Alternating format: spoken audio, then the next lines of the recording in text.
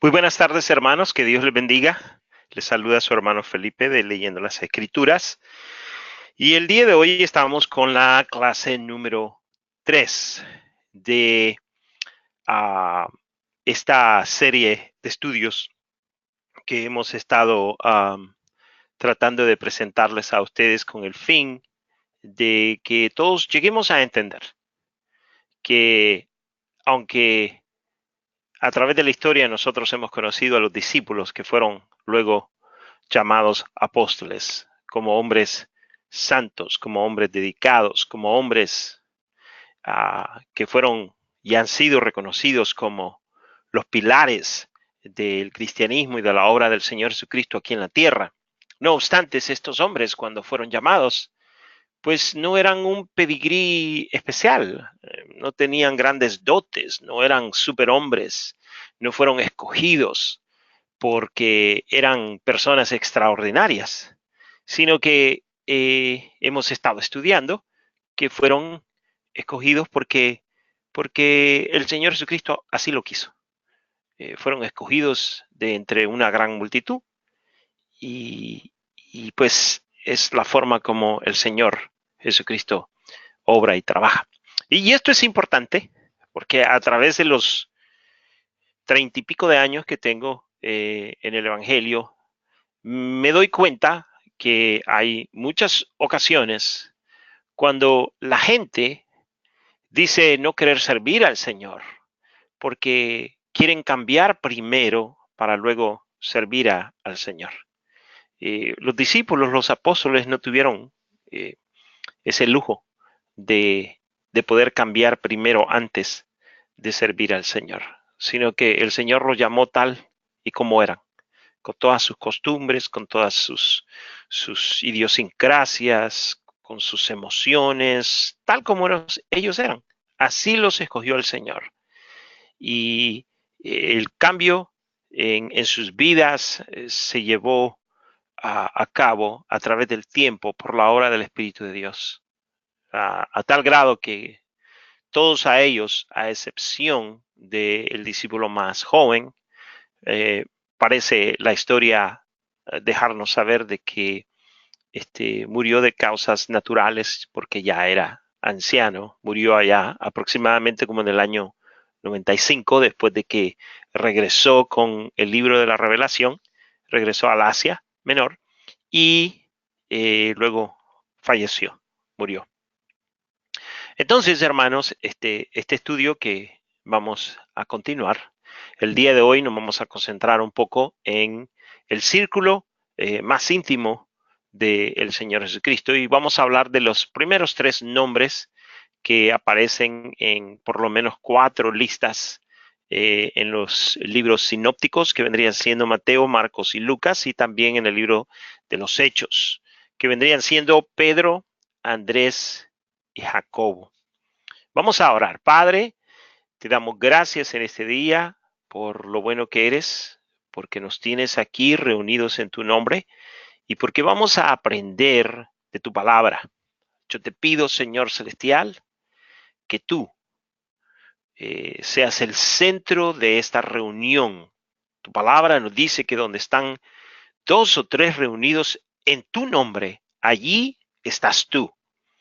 Y en este momento, en este espacio, nosotros creemos por fe de que tú estás en medio de tu iglesia porque estamos reunidos en tu nombre.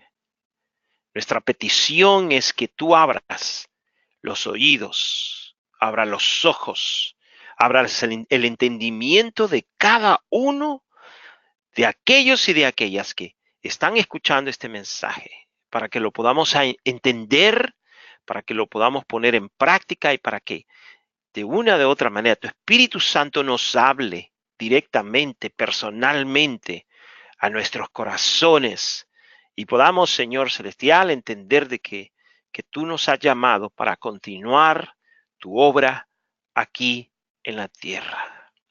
Gracias te damos en el nombre santo de nuestro Señor Jesús. Amén. Entonces, hermanos, el propósito de esta clase en particular es que al finalizar esta clase se espera que usted, el estudiante, aprenda lo siguiente. Número uno, que los discípulos de Cristo fueron por elección y no por deseo personal.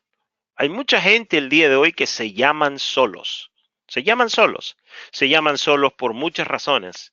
Se llaman solos porque les parece que es bastante entretenedor el trabajo en la obra de Dios. Se llaman solos porque les gusta que la gente los siga. Se llaman solos porque detrás de ese llamado posiblemente hay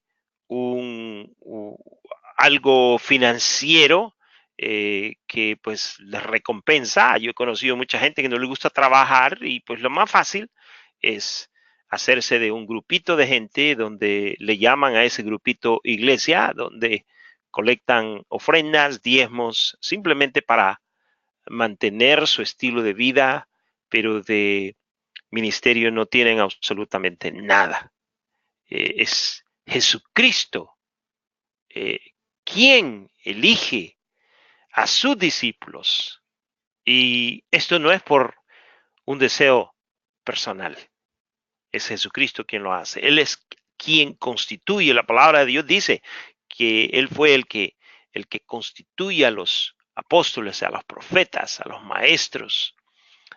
Entonces, es importante que nosotros entendamos en esta lección, hermanos, que los discípulos de Jesucristo fueron por elección y no por deseo personal. A los que Él quiso llamar, hizo también que quisieran ir con Él. Muy importante. Número 2. Cristo llama a los que Él quiere de entre el grupo de seguidores.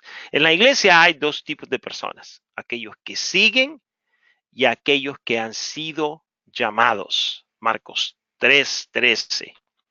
En la congregación hay seguidores y hay discípulos o enviados. Mi pregunta es, ¿qué se considera usted? ¿Usted se considera un seguidor de Jesucristo o se considera un discípulo de Jesucristo?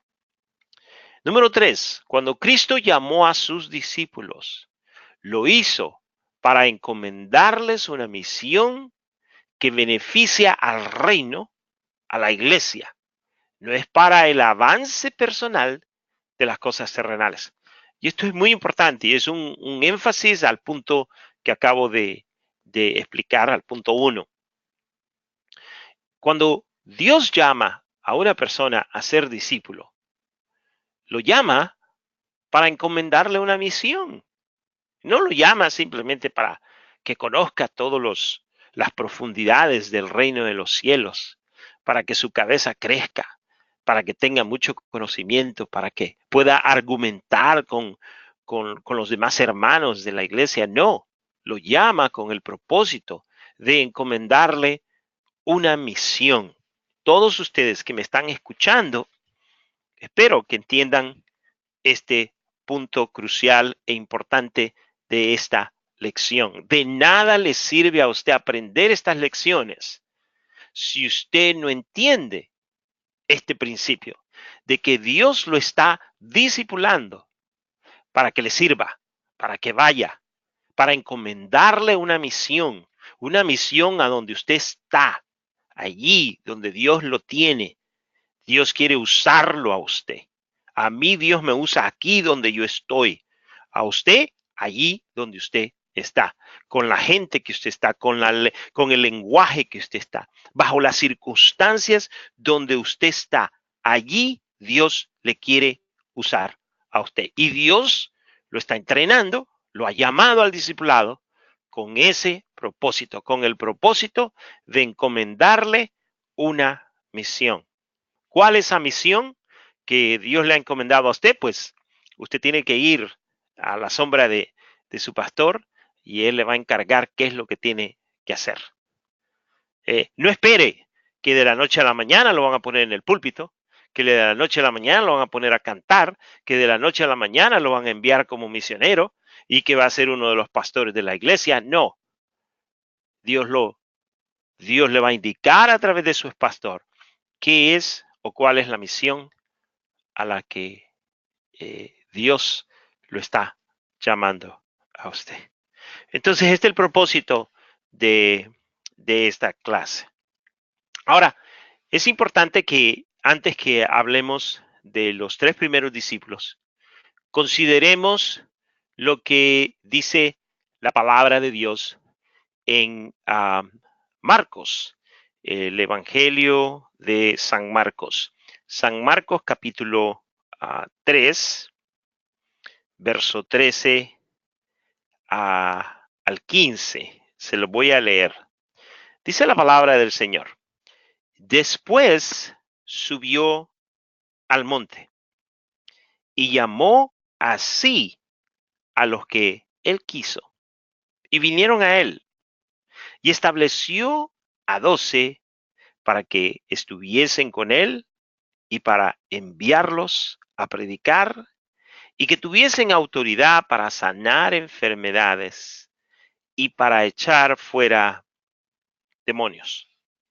Ahora, yo quiero que ustedes observen que el Señor Jesucristo, de acuerdo a lo que dice el Evangelio de Lucas, capítulo 6, verso 12, dice que fue al monte a orar y pasó la noche orando a Dios. Y cuando se despertó en la mañana, dice la palabra de Dios en el libro de Marcos, que inmediatamente llamó así a los que él quiso.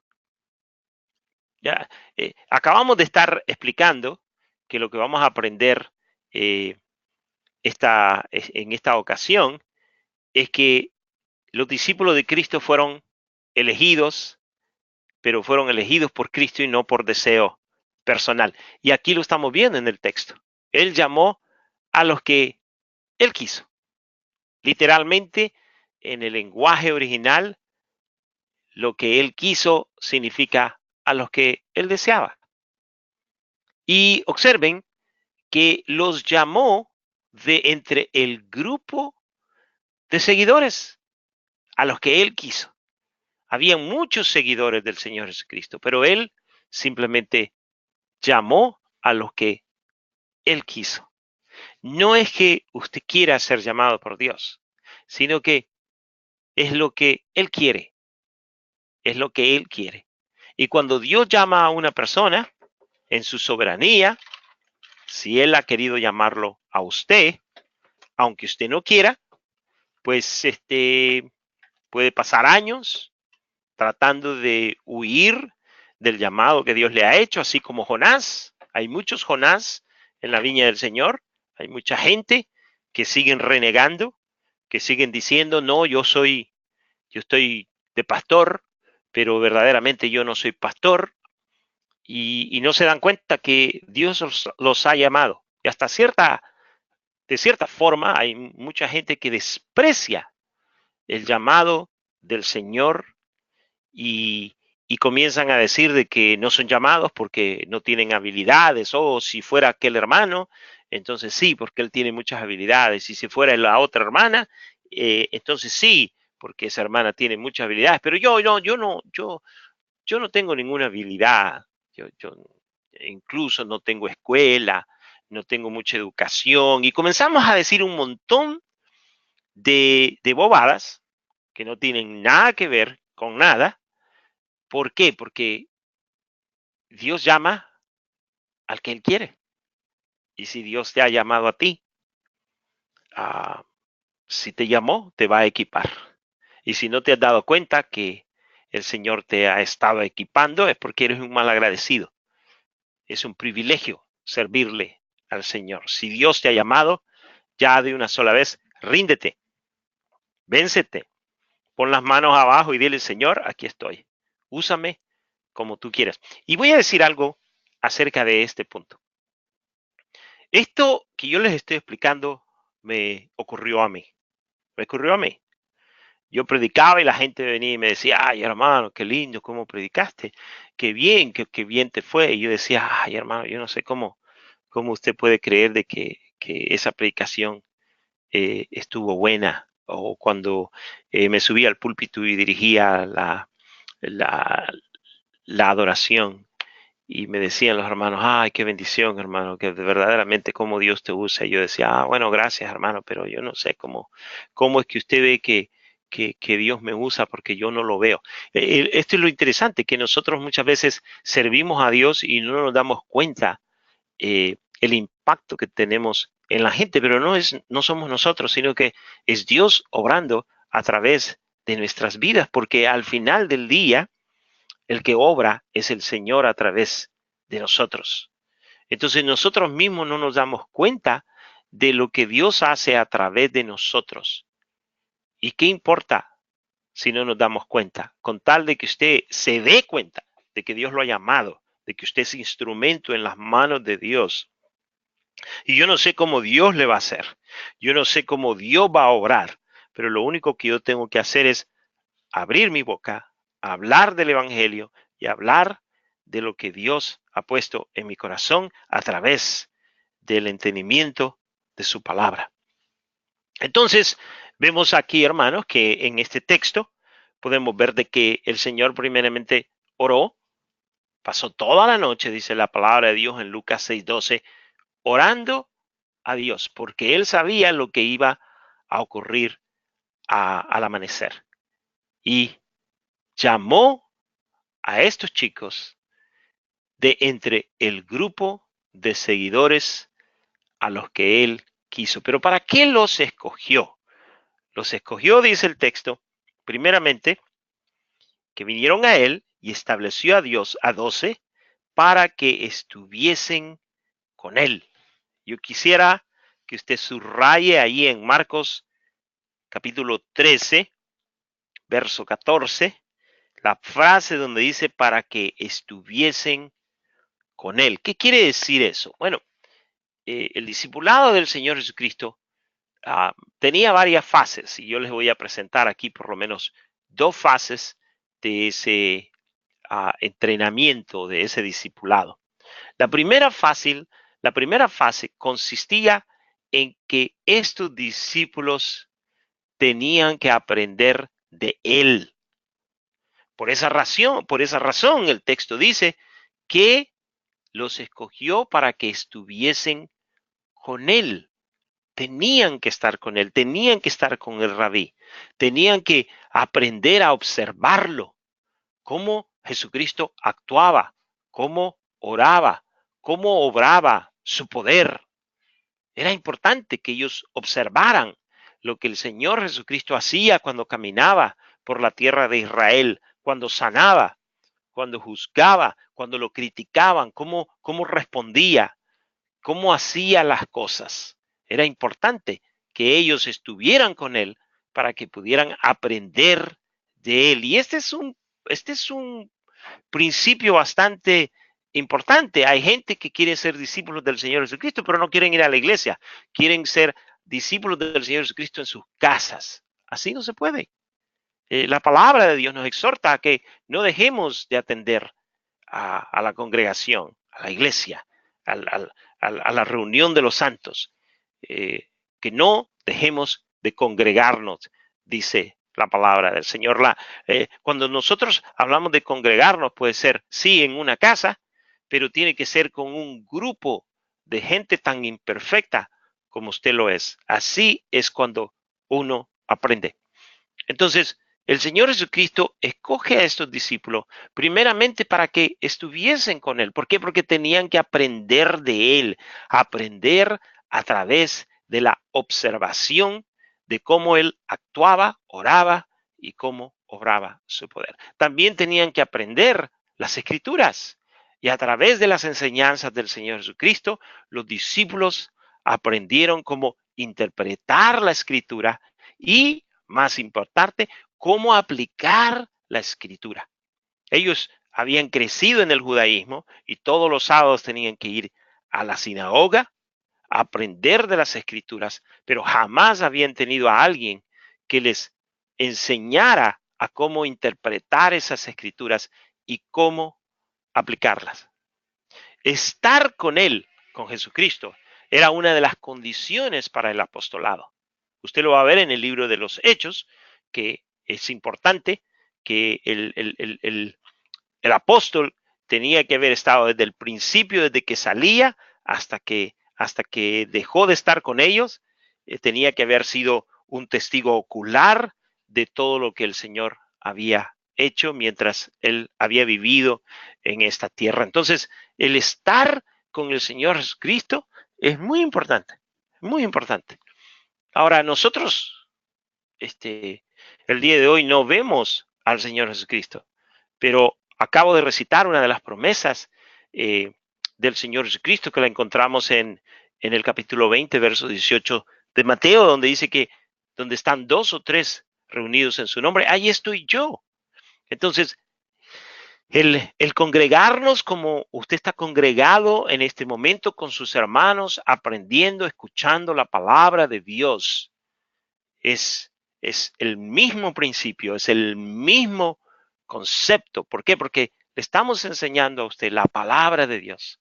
Entonces, a través de esa palabra de Dios, nosotros tenemos el testimonio y podemos observar cómo Jesucristo actuaba, cómo Él oraba, cómo Él obraba su poder, cómo Él aplicaba las escrituras, cómo Él interpretaba las escrituras. Entonces, esto es muy importante en el discipulado de la iglesia para el día de hoy. Muy importante que estudie la palabra de Dios. Hay discípulos que no les gusta estudiar la palabra de Dios, sino que prefieren leer libros. Y entonces lo que aprenden son conceptos. Yo estudio libros todo el tiempo porque estoy en la universidad, estoy estudiando una maestría en divinidades y tengo que estudiar muchos, pero muchos libros. Y los libros son importantes, para mí son importantes porque tengo que hacer tarea, tengo que llevar mis asignaturas, pero lo más importante para un discípulo del Señor Jesucristo son las escrituras, aprender las escrituras. No hay libro que sea tan efectivo como son las escrituras. Usted puede leer libros, usted puede conocer de libros, me puede hablar de autores, me puede hablar de conceptos, todo lo que usted quiera, pero si usted no lee la Biblia, entonces usted verdaderamente no está con él. ¿Por qué? Porque lo que tenemos que aprender son sus palabras. Tenemos que aprender a aplicar esas palabras, a interpretar esas palabras tal como el Señor Jesucristo las enseñó. Entonces, esta primera fase de estar con Él tiene que ver con lo que usted está haciendo el día de hoy, de reunirse en su grupo, en la iglesia, para ser discipulado, para escuchar su lección, para luego toda la semana hacer la tarea o hacer la asignatura y continuar adelante en lo que es su discipulado. Entonces, la primera fase tiene que ver con estar con Él. Pero el texto no se detiene allí, sino que continúa y dice en el verso 14, y estableció a 12 para que estuviesen con Él, y luego dice, para enviarlos a predicar. Y yo quiero que ustedes pongan mucha atención a ese concepto. La iglesia moderna se ha olvidado de salir a predicar. La iglesia moderna se empecinó desde allá los 1800, en 1988, que yo me acuerdo. Hasta ese entonces yo me acuerdo que la iglesia todos los domingos salía después del culto a predicar a los parques, a predicar a las calles, a predicar a la vecindad, llevaban trataditos y todo eso lo hacíamos, yo me acuerdo. Pero en 1988 comenzó el gran movimiento del igle crecimiento, el fenómeno de cómo hacer crecer a la iglesia y convertirnos en mega iglesias. Y entonces desde ese momento comenzamos a crear programas, comenzamos a invitar a la comunidad a que vinieran a la iglesia tal como eran, sin necesidad de cambiar, sin necesidad de ser transformados, sin necesidad de nacer de nuevo, simplemente vengan, porque aquí nosotros les vamos a cuidar a los niños, les vamos a dar de comer, les vamos a dar ropa, les vamos a dar consejería terapéutica, psicológica, les vamos a aconsejar, vamos a hacer, ¿qué no inventamos? Entonces ahora tenemos muchas iglesias que son muy grandes, pero dentro de estas iglesias la gente no necesita ser transformada por el poder del Señor Jesucristo por una sencilla razón, porque simplemente han sido invitados a que sean parte de la iglesia en la comunidad y por lo general son iglesias donde no se predica en contra del pecado, no se predica en contra del homosexualismo, no se predica en contra de los pecados culturales en donde nosotros vivimos. ¿Por qué? Porque no queremos ofender a la gente, porque lo más importante es que la gente esté en nuestras iglesias. Entonces, ¿qué es lo que ocurre? Que ya no salimos a la comunidad a predicar, ya no salimos. Y la segunda fase del discipulado de los que el Señor Jesucristo llamó apóstoles consistía en enviarlos a predicar.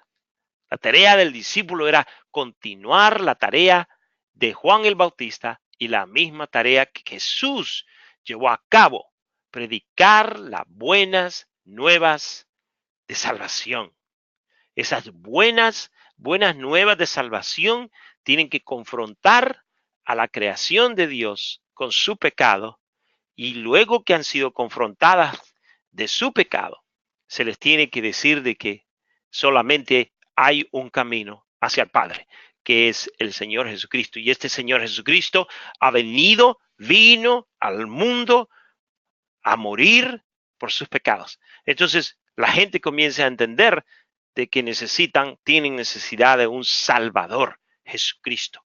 Mire, su iglesia puede ser muy bonita, puede ser muy lujosa, puede ser muy rica, puede tener todos los cantos sabidos y por haber, puede tener los mejores pastores, pueden ser los más guapos o los más bellos pastores a través de toda la humanidad, y puede ser una iglesia, vaya, muy famosa, estar en la televisión, salir en el periódico, puede ser prominente, puede ser todo lo que usted quiera. Pero si no predican a Jesucristo, si no le predican a esa gente que necesitan un Salvador, entonces usted está perdiendo su tiempo. De nada nos sirve, hermanos, simplemente aparentar ser un grupo religioso sin predicar lo que debemos predicar, a Jesucristo, las buenas nuevas de salvación que tienen como centro al Señor Jesucristo. Ahora, esta es la segunda fase. La segunda fase era enviarlos a predicar, enviarlos a predicar. Ahora, en esta segunda fase vemos algo bastante interesante.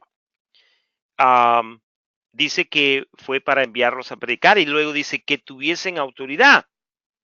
Ahora, en la mayoría de los pergaminos más antiguos, la frase esta que dice que tuvieran autoridad para sanar enfermedades no está, es omitida, aunque en la Reina Valera 1960 está en los pergaminos más antiguos, esa frase no está. Ahora, el Señor Jesucristo, claro, nos ha enviado a ir y sanar, orar por los enfermos, pero esta frase no está.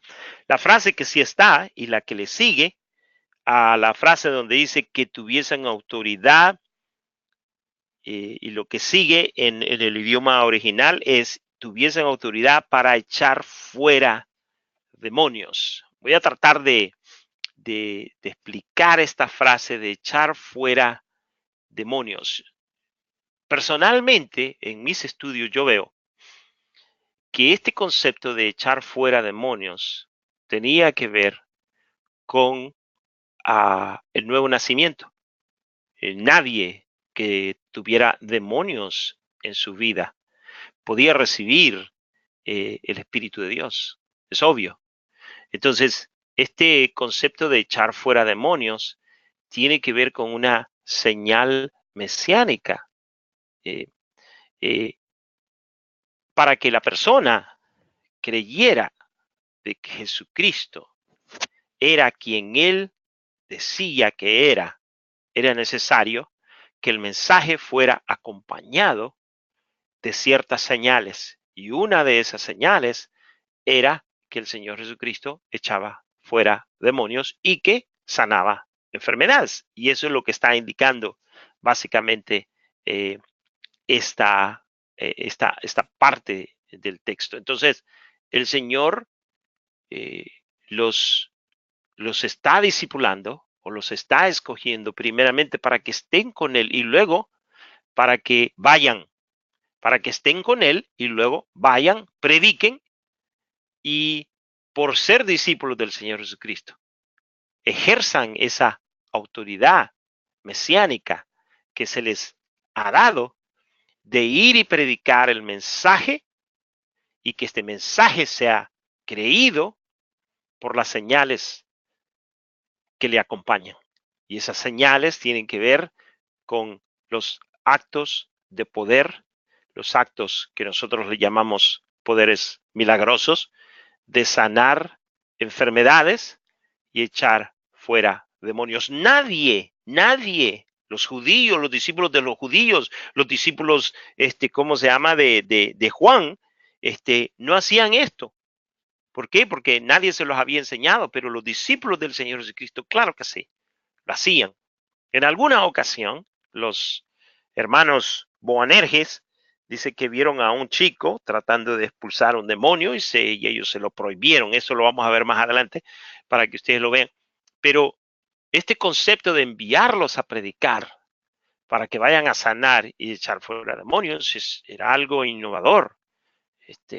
Y era importante que esto ocurriera para que el mensaje fuera acompañado de las señales mesiánicas del Señor Jesucristo. Entonces, hermanos, como ustedes pueden ver en Marcos 3, 13, 15, es muy importante que entendamos estos conceptos de que primeramente Él llamó a quien Él quiso, que el llamado al discipulado no es simplemente porque queremos, sino que si usted está en este momento escuchando esta clase y es parte de un grupo pequeño o un grupo grande que está recibiendo esta clase, es porque el Señor en su misericordia quiere que usted esté aquí y que escuche este mensaje. Él lo ha escogido a usted hermano, a usted jovencito, a usted señora. Usted quizás creería que usted no tiene absolutamente nada que ofrecerle al Señor porque es muy joven, porque es muy anciano o porque tiene muchas ocupaciones, pero quiero decirle que usted está equivocado. Porque cuando el Señor llama porque Él sabe que usted va a ser equipado y porque usted va a ser una pieza importante en la viña del Señor. Y luego lo ha llamado para que comience a tener una relación íntima con Él, a que comience a orar, a que comience a hablar con Él. Y que no solamente comience a hablar con Él, sino que comience a escuchar de Él a través del proceso del discipulado. Que tenga paciencia, que escuche. Usted necesita aprender a gatear primero y luego aprender a caminar para luego comenzar a correr. Usted no puede ir de gatear a correr, no, tiene que aprender a caminar, a gatear para luego correr.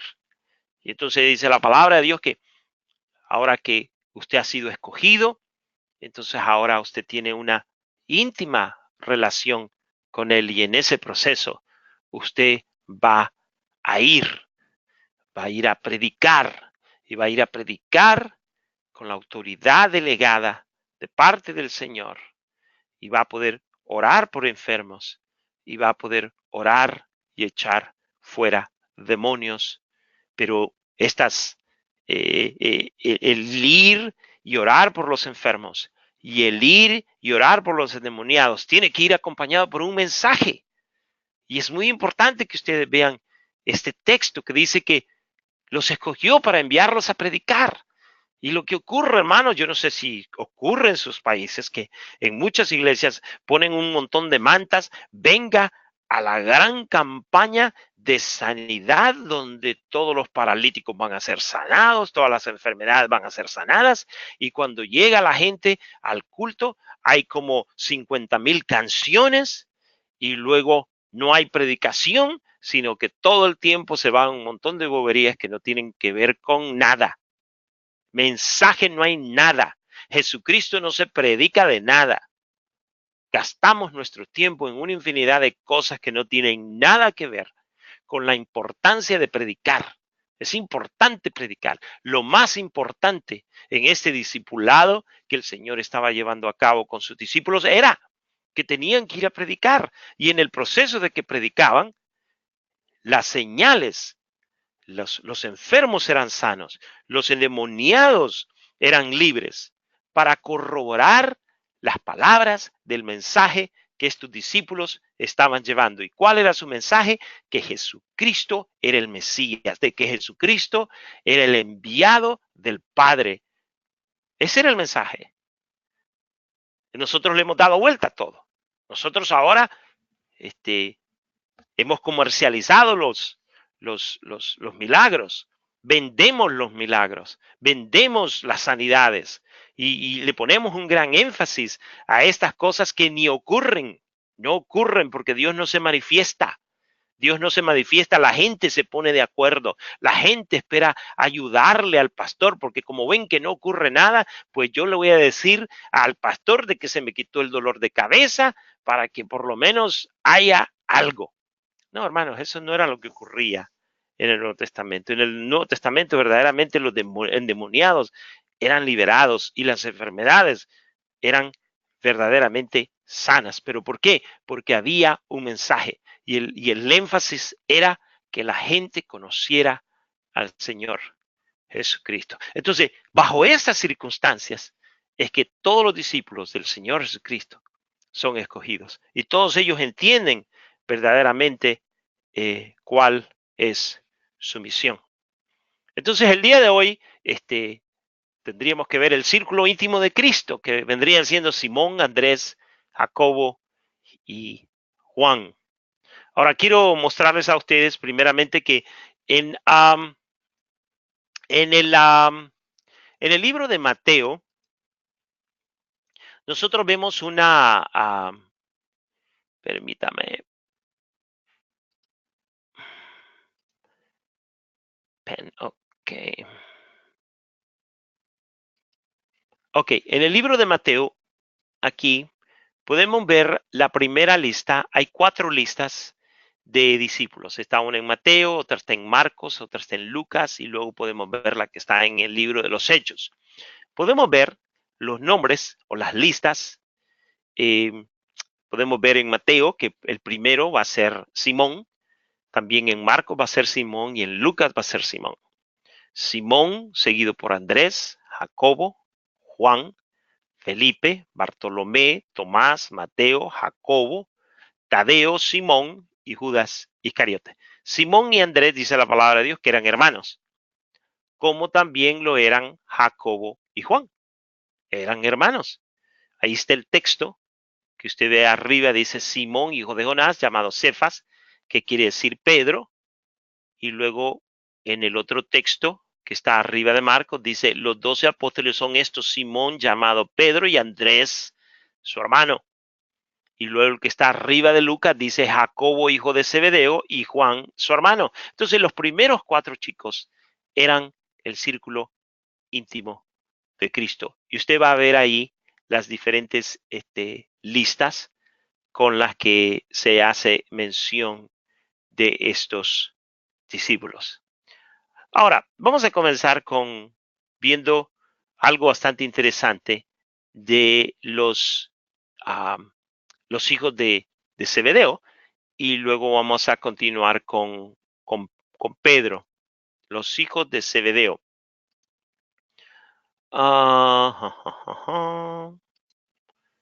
Ok, los hijos de Zebedeo. Vamos a ver un texto bíblico acerca de estos chicos.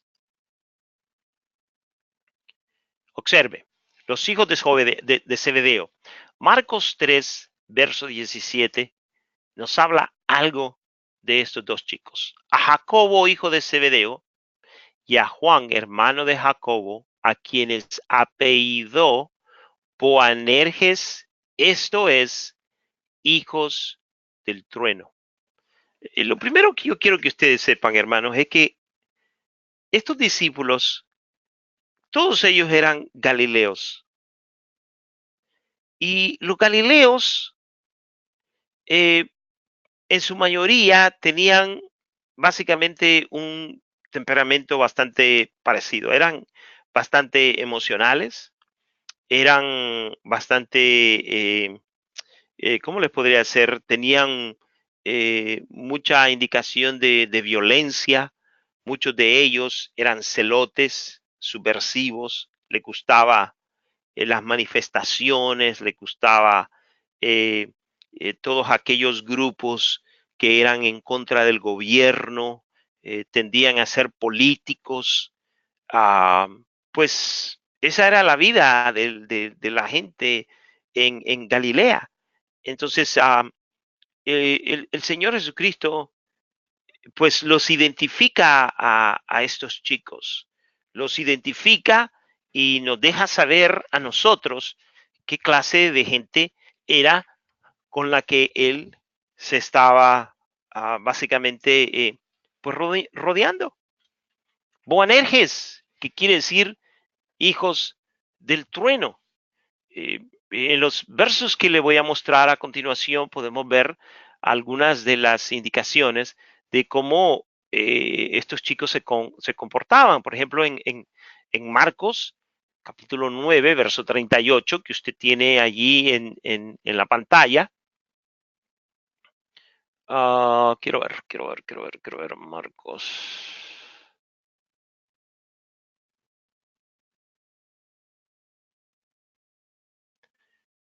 Ok.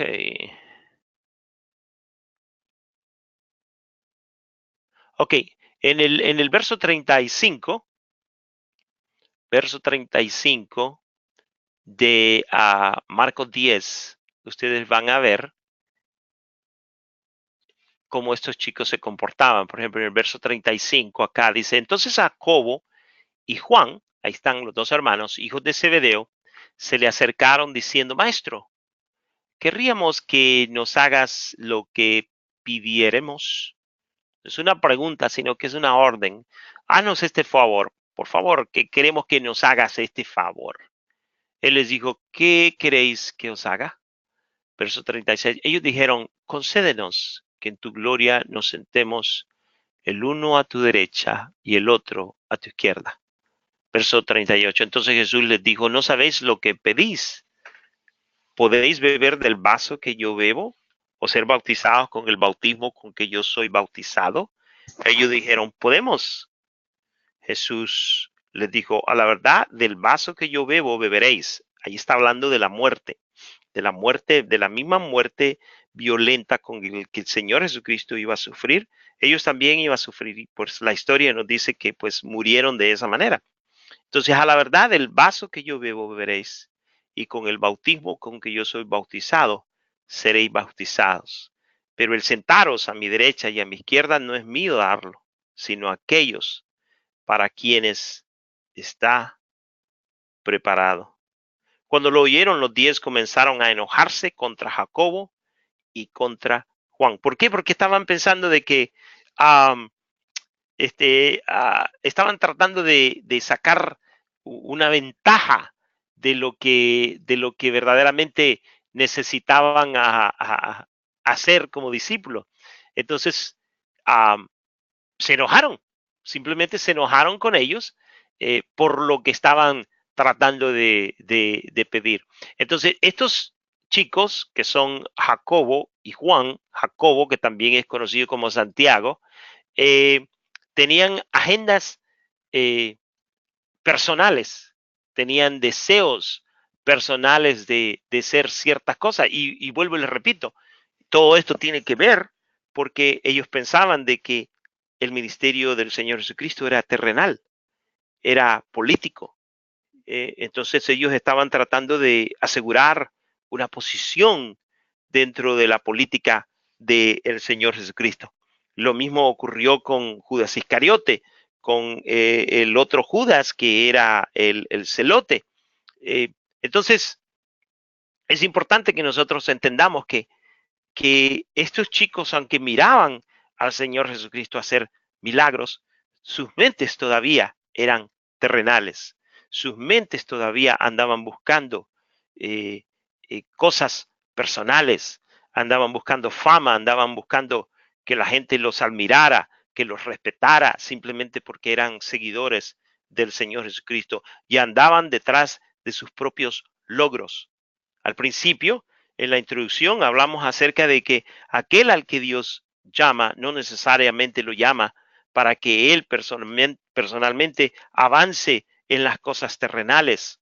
Hay pastores que se meten al pastorado por eh, porque pues van a tener un estilo diferente de vida, porque la gente lo va a respetar por esto y por lo otro. No, ese no es el propósito. El propósito es servir a Cristo. El objeto de nuestro llamado es servir a Jesucristo. Entonces, en Marcos 9:38 vemos también otra incidencia. Dice el verso 38, Juan le respondió diciendo, Maestro, hemos visto a uno que en tu nombre echa fuera demonios, pero él no nos sigue y se lo prohibimos porque no nos seguía. Eh, Juan creía que se trataba de exclusividad. Él creía que ellos pues eran los más importantes y que nadie podía hacer eh, lo que ellos estaban tratando de hacer. Imagínense, había un chico que estaba tratando de echar fuera demonios, pero como no le seguía al Señor Jesucristo, no era parte de sus discípulos, pues Juan se permitió de él personalmente prohibírselo.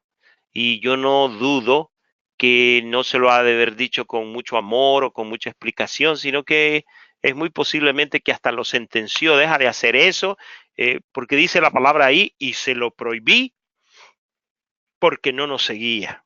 O sea, solo nosotros podemos hacer esas cosas, ustedes no lo pueden hacer. Entonces, esta era la clase de temperamento de los hombres que servían al Señor Jesucristo. En Lucas 9:54 vemos otra incidencia. Aquí es más terrible. Verso 54 dice, viendo esto sus discípulos Jacobo y Juan dijeron, Señor, ¿quieres que mandemos que descienda fuego del cielo como hizo Elías y los consuma? Eh, lo que estaba ocurriendo acá es que parece que esta congregación o este grupo de personas no les quisieron dar de comer, no les quisieron dar albergue. Entonces los discípulos Jacobo y Juan, que eran muy emocionales, muy ofendidos, de inmediato lo que quisieron hacer es matar a toda la gente. Eso es lo que prácticamente está ocurriendo aquí, porque ellos dijeron, Señor, ¿quieres? Como que si ellos tuvieran el poder, como si el poder fuera de ellos.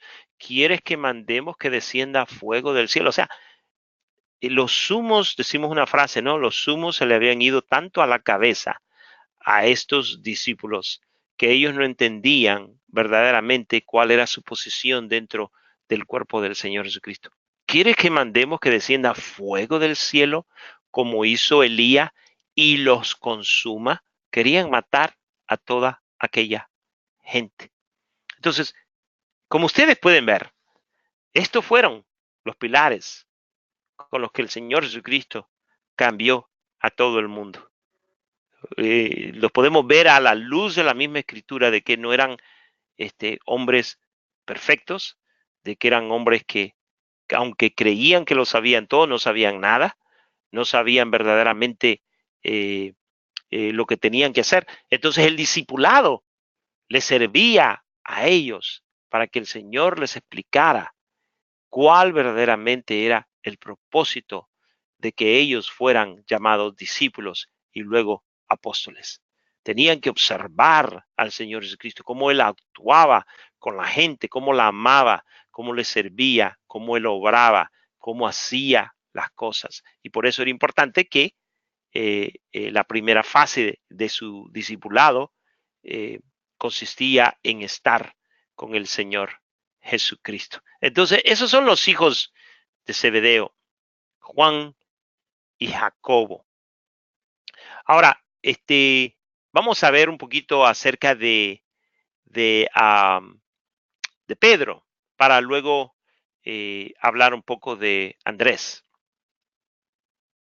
De Pedro, dice la palabra de Dios que él es conocido en la Biblia como Simón, hijo de Jonás, llamado Cefas, que quiere decir Pedro.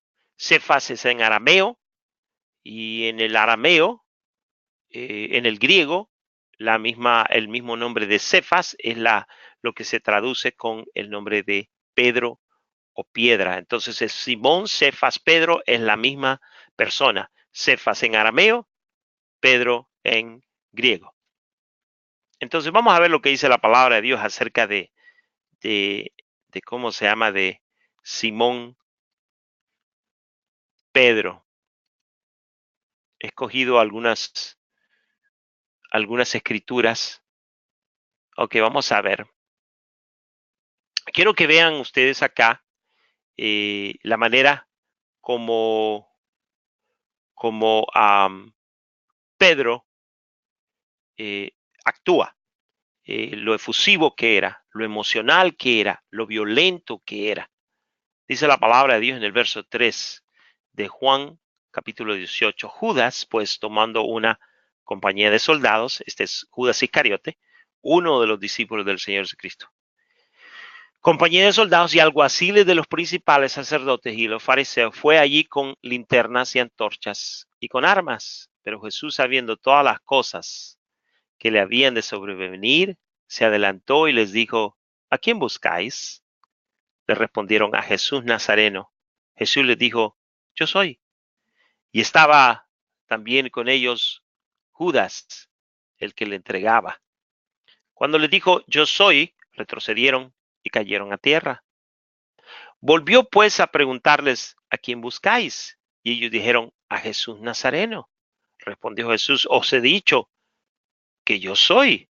Pues si me buscáis a mí, dejad ir a estos, para que se cumpliese aquello que había dicho: de los que me diste, no perdí ninguno. Entonces, aquí está Pedrito, Cefas. Entonces Simón Pedro, que tenía una espada, la desenvainó e hirió al siervo del sumo sacerdote y le cortó la oreja derecha, y el siervo se llamaba Malco. Jesús entonces dijo a Pedro: mete tu espada en la vaina. La copa que el Padre me ha dado, ¿no la he de beber? Entonces yo quiero que ustedes vean acá que la palabra de Dios no nos enseña en ningún lugar que dice que Pedro era un espadachín. La espada, dice la palabra de Dios, que Pedro la desenvainó e hirió al siervo del sumo sacerdote y le cortó la oreja. Y todos nosotros sabemos, y quizás ya lo hemos escuchado anteriormente, de que Pedro no estaba apuntando a la oreja, sino que este chico Malco, cuando vio que Pedro sacó la espalda y vio que se le abalanceó, se agachó, y en ese proceso que se iba agachando, lo que le cortó fue la oreja. Pero parece que Simón Pedro estaba apuntando a cortarle más bien la cabeza, pero lo que le cortó fue la oreja.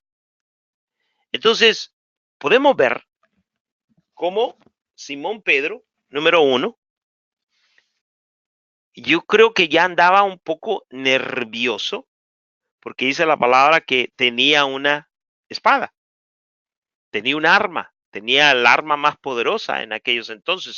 Si Pedro hubiera estado quizás en circunstancias del día de hoy, lo que hubieran dado era quizás una pistola para poder defenderse, pero no, en ese entonces eran las espadas, era la manera como se podían proteger.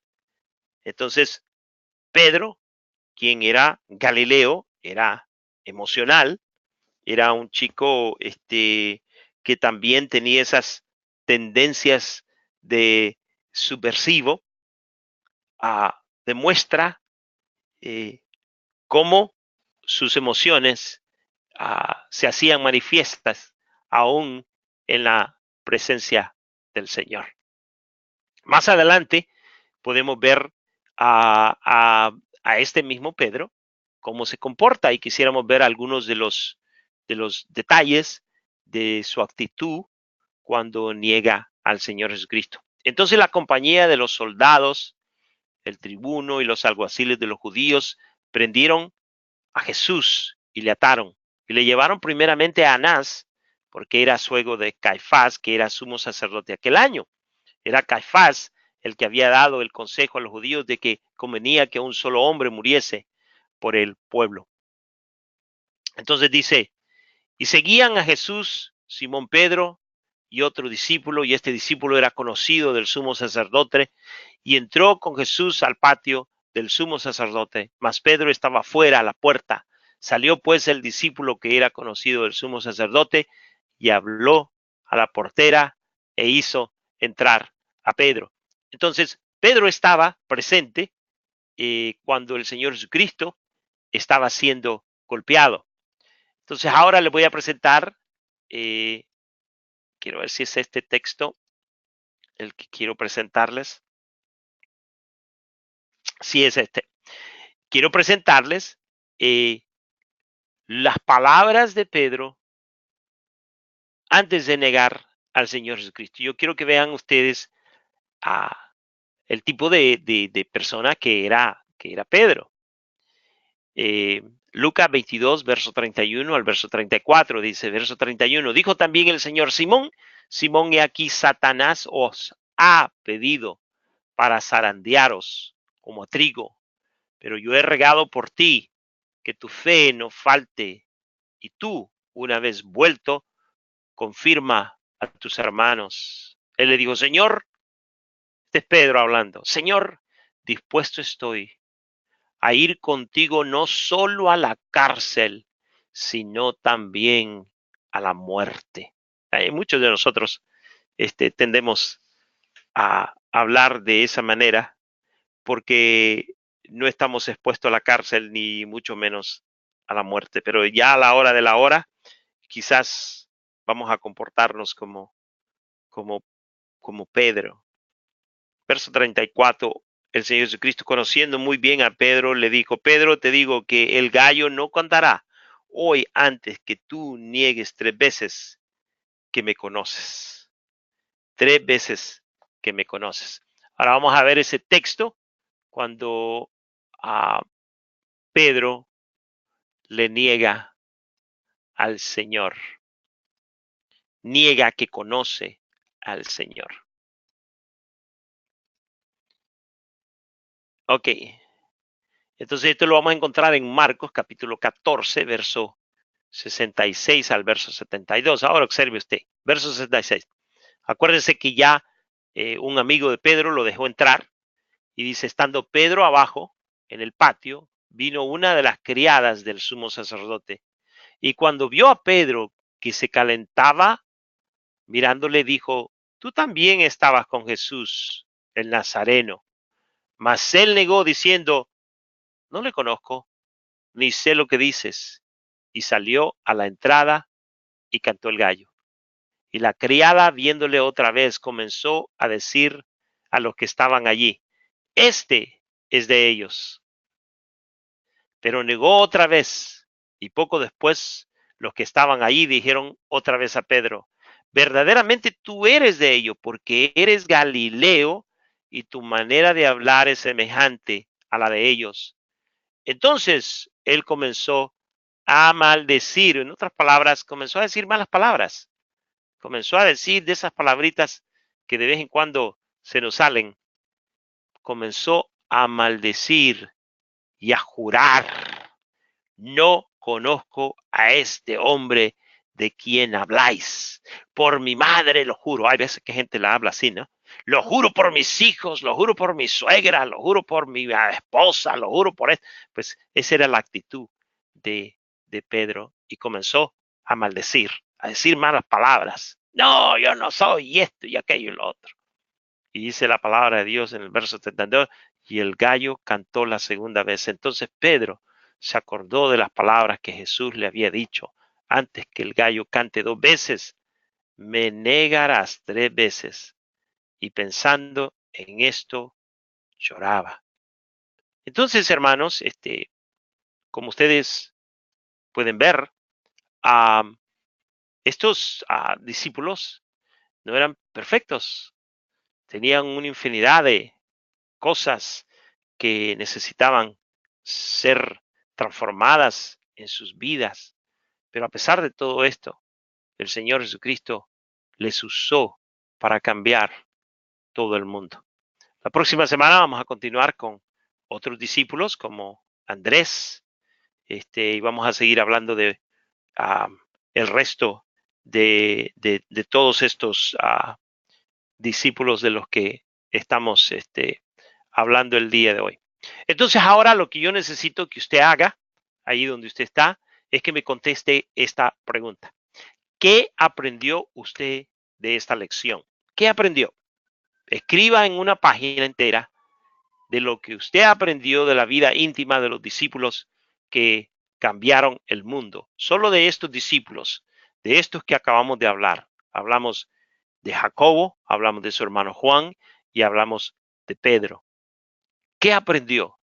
¿Cómo usted se puede identificar con ellos? ¿De qué forma o de qué manera se parece usted a estos discípulos? ¿Cómo se puede usted comparar a ellos? ¿Cree usted que es necesario cambiar todo lo malo de nuestras vidas para luego servir a Dios? ¿O debemos servir y los cambios se llevarán a cabo a través de nuestra consagración y dedicación al Señor? Esta es su tarea, y esta ponencia de este día debe ser discutida por ustedes. Todos ustedes deben de reunirse en los grupos pequeños, discutir, hablar de sus propias personas, hablar de cómo son ustedes, uh, hablar de cuándo es que usted se siente mal, cuando usted le ha fallado al Señor, cómo se siente. ¿Usted cree que el llamado es solamente para los perfectos o el llamado es para aquel a quien Dios ha llamado? Pues todas estas cosas vamos a discutirlas ahora en grupos pequeños para luego la próxima semana continuar con el siguiente tema. Así que, hermanos, que el Señor les bendiga. Espero que la lección les ayude. Por este momento estamos despedidos.